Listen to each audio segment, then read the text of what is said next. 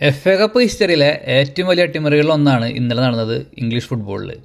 ഒരു കുഞ്ഞൻ ക്ലബ്ബ് 4-5 ദിവസമായിട്ട് കള്ളുടിച്ചുകൊണ്ടിരുന്നപ്പോൾ പെട്ടെന്ന് പോയിട്ട് വാങ്ങണം തോന്നി വാങ്ങിയ ക്ലബ്ബാണിത്.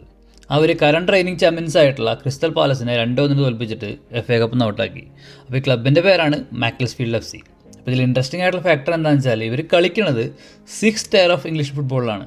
അതായത് പ്രീമിയർ ലീഗ്, ലീഗ് 1, ചാമ്പ്യൻഷിപ്പ് എല്ലാം കഴിഞ്ഞ് ഏറ്റവും താഴെ 6th ടയറിലാണ് കളിക്കണേ. അത്രയും കുഞ്ഞൻ ടീമാണ്.